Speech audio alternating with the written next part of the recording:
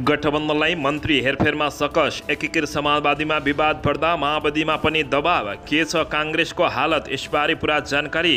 जसपामा फेरि किचलो, अध्यक्ष उपेन्द्र यादव विरुद्ध हस्ताक्षर सङ्कलन।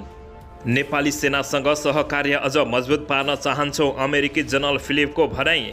एमालेसँग सरकार परिवर्तनको जस्तो धन्दा गर्ने फुर्सद छैन, निर्वाचनपछि केपी शर्मा ओली प्रधानमन्त्री बन्नुहुन्छ। नेकपा एमालेका उपाध्यक्ष तथा पूर्व उप प्रधानमन्त्री विष्णु पौडेलको ठोकुवा। काठमाडौँमा बिहाका बिहानै भूकम्प, हल्लियो उपत्यकासहित आसपासका जिल्ला। बजेट पास भएपछि अर्थमन्त्रीमा ज्ञानेन्द्र बहादुर शाही र गृहमा नारायण काजी श्रेष्ठको चर्चा।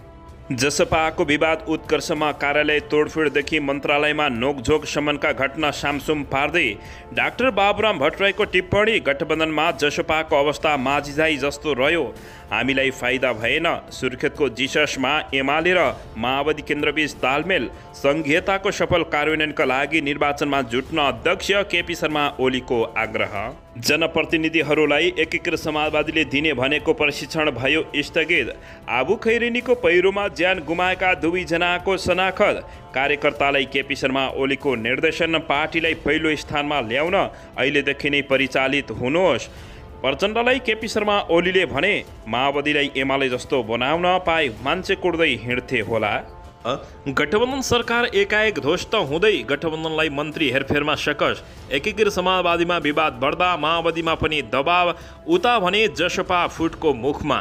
अब हेर्नुहोस् पुरा समाचार।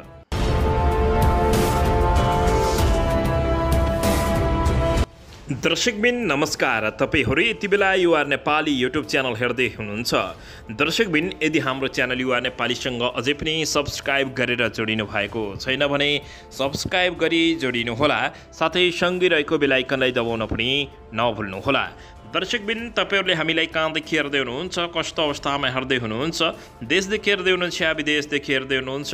यदि तपाईँहरूले हामीलाई रेगुलर हेर्नुहुन्छ भने रेगुलर र पहिलोपटक हेर्दै हुनुहुन्छ भने पहिलोपटक भनी कमेन्ट बक्समा गई कमेन्ट गरी हाम्रो भेदको लागि एउटा सानो लाइक गर्न पनि नभुल्नुहोला। दर्शकबिन, नेकपा एकीकृत समाजवादी पछि नेकपा माओवादी केन्द्रमा पनि सरकारमा सहभागी मन्त्री फेर्ने चर्चा सुरु भएपछि गठबन्धन ध्वस्त हुने देखिएको छ। सरकारमा सहभागी मन्त्री फेरबदल गर्ने गिरेका र माओवादी केन्द्रमा पनि सुरु भएको हो।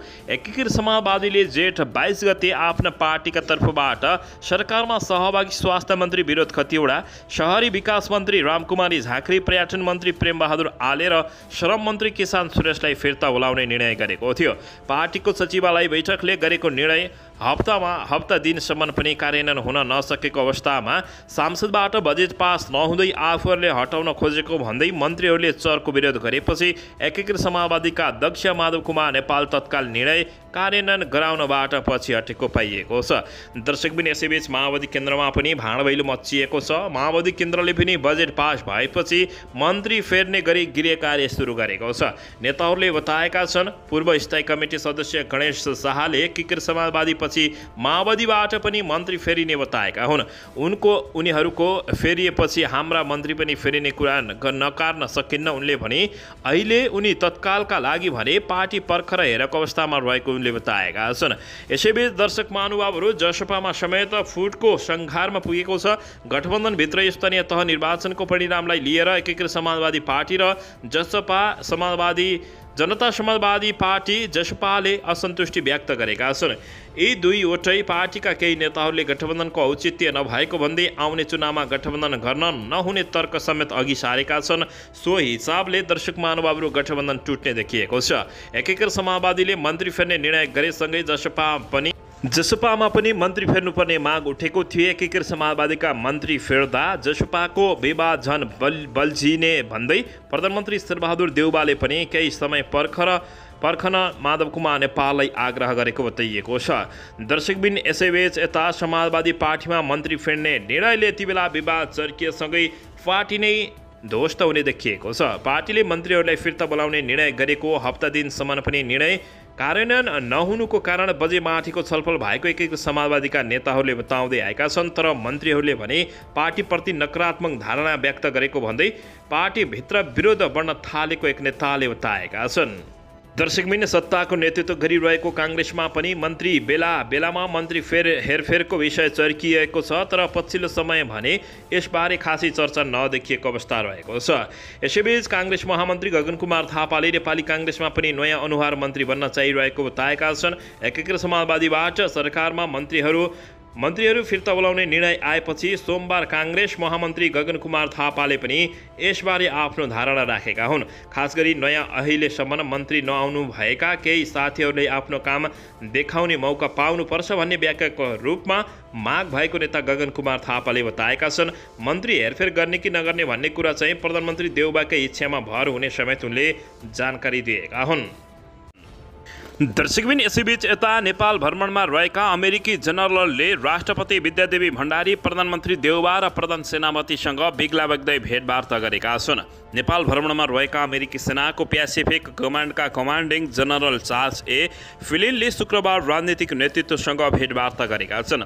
उनले शुक्रबार राष्ट्रपति विद्यादेवी भण्डारी, प्रधानमन्त्री शेरबहादुर देउबा र प्रधान सेनापति प्रभुराम शर्मासँग बेग्ला बेग्लै भेटघाट गरेका हुन्। बिहिबार आएका जनरल चार्ल्सले सबै भेटवार्तामा नेपाली सेनालाई अमेरिकाले द्विपक्षीय तथा संयुक्त सङ्घर्ष मार्फत सहयोग जारी राख्ने वचन दिएका छन्। जनरल चार्ल्सले प्रधान सेनापति शर्मासँग बेग्लै भेटवार्ता गरे भने उच्च सैनिक अधिकारीले नेपाली सेनाको अपरेसनल गतिविधिबारे सामूहिक रूपमा ब्रिफिङ गरेका थिए। राष्ट्रपति विद्यादेवी भण्डारी र प्रधानमन्त्री देउबाले अमेरिकी सेनाका तर्फबाट नेपाली सेनालाई दिँदै आएको सहयोगप्रति आभार व्यक्त गरेका थिए। नेपाली सेनालाई अमेरिकी सेनाले 4वटा हेलिकप्टर अनुदानमा दिने घोषणा गरे अनुसार 2वटा आइसकेको छ, थप 2वटा हेलिकप्टर आउन बाँकी रहेको छ। दर्शकबिन एमसिसी पास भएपछि नेपालमा अमेरिकी सैनिकहरूको भ्रमण बढ्दो रहेको भन्दै कतिपयले चिन्ता व्यक्त गरेको जानकारी बताइएको छ। दर्शकबिन यसैबीच यता काठमाडौँमा एका बिहानै भूकम्प गएपछि काठमाडौँका जनताहरू त्रसित भएका छन्। शनिबार बिहानै भक्तपुरको चागुनारायण केन्द्रबिन्दु भएर भूकम्प गएको छ। भूकम्प मापन केन्द्रका अनुसार शनिबार बिहान 2:36 जाँदा उक्त भूकम्प गएको हो। उक्त भूकम्प 4.7 रेक्टर स्केलको भएको राष्ट्रिय भूकम्प मापन केन्द्रले जानकारी दिएको छ। भूकम्पको धक्का काठमाडौँ उपत्यका सहित आसपासका जिल्लाहरूमा महसुस गरिएको थियो। प्रत्यक्ष महसुस हुने गरी काठमाडौँ उपत्यकामा लामो समयपछि भूकम्प आएको मापन केन्द्रले जानकारी दिएको छ। प्रत्यक्ष महसुस हुने गरी काठमाडौँ उपत्यकामा लामो समयपछि भूकम्प आएको मापन केन्द्रले जानकारी दिएको हो। शनिबार बिहानको भूकम्पसँगै मानिसहरू घर बाहिर निस्केका थिए। कतिपय निदाएका मानिसहरू समेत उठेका हुन्। दर्शकबिन यसैबीच यता बजेट पास भएपछि अर्थ मन्त्रालयमा ज्ञानेन्द्र बहादुर कार्की र गृहमा नारायण काजी श्रेष्ठको चर्चा चलेको जानकारी प्राप्त भएको छ। नेकपा एकीकृत समाजवादीले आफूले सिफारिस गरेका मन्त्रीको चाँडो शपथ ग्रहण गराउन दबाब दिइरहेका बेला प्रधानमन्त्री शेरबहादुर देउबा बजेट पारित भएपछि मात्र मन्त्री परिषद पुनर्गठनको पक्षमा देखिएका छन्। गठबन्धनका शीर्ष तहमा यही सहमति भएर भए पनि नेकपा यसका सम्मानित नेता झलनाथ खनालले चाँडो शपथ नगराए गठबन्धन तोड्न सम्मका धम्की दिइरहेका छन्। प्रधानमन्त्री निकट स्रोतले भने अब नेकपा यसका मात्र नभएर अन्य दलका पनि मन्त्रीहरू फेर्ने गरी छलफल भइरहेको जानकारी दिएको छ। स्रोतका अनुसार बजेट पारित भएपछि अर्थमन्त्री फेर्ने सहमति शीर्ष तहमा भएको छ। सञ्चार मन्त्री ज्ञानेन्द्र बहादुर कार्कीलाई उप प्रधानमन्त्री सहित अर्थ मन्त्रालयको जिम्मेवारी दिने तयारी भएको र यसबारे जानकारी शीर्ष नेतालाई देउबाले गराएको बताइएको छ।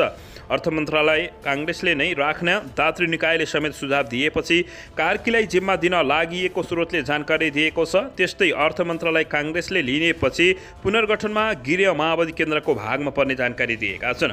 यसैबीच माओवादीबाट पनि उप प्रधानमन्त्री सहित नारायण काजी श्रेष्ठलाई गृहमन्त्री बनाउन लागिएको चर्चा छ।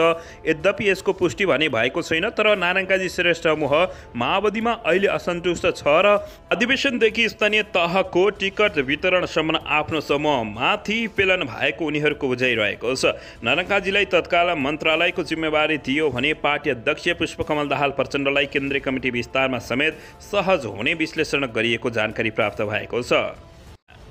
काठमाडौँ उपत्यकाको फोहोर विसर्जन स्थल बन्चरी डाँडा ल्यान्डफिल्ड साइटमा फोहोर व्यवस्थापन गर्न दिइने भएको छ। यसअघि फोहोर प्रभावित स्थानीय समक्ष सरकारले गरेको प्रतिबद्धता पूरा गर्ने शर्तमा आन्दोलन स्थगित गरिएको सङ्घर्ष समितिका संयोजक श्रीराम ढुङ्गानाले जानकारी दिएका छन्। सरकारले प्रभावित स्थलका नागरिकको माग पूरा गर्ने भनेर प्रतिबद्धता जनाएसँगै सङ्घर्षका कार्यक्रम स्थगित गरिएको ढुङ्गानाले जानकारी दिएका हुन्। शुक्रबार बिहान भएको छलफलमा शहरी विकास मन्त्री रामकुमारी झाँक्रीले प्रतिबद्धता पत्र सार्वजनिक गर्ने वाचा गरेकी थिइन्। बन्चरी डाँडा ल्यान्डफिल्ड साइट पीडित सङ्घर्ष समितिले आन्दोलनका कार्यक्रम स्थगित गरेसँगै काठमाडौँबाट गएका टिप्परहरूले ल्यान्डफिल्ड साइटमा फोहोर खसाल्न सुरु गरेका छन्। महानगरपालिकाले गैराती प्रभावित क्षेत्रका वडा अध्यक्षहरूसहित स्थानीयसँग 19 बुँदे प्रतिबद्धता पत्रमा समेत सहमति जनाएको थियो। त्यसपछि शहरी विकास मन्त्री रामकुमारी झाँक्री भएको सर्वपक्षीय छलफलमा पनि फोहोर व्यवस्थापनमा अवरोध नगर्ने समझदारी बनेको हो।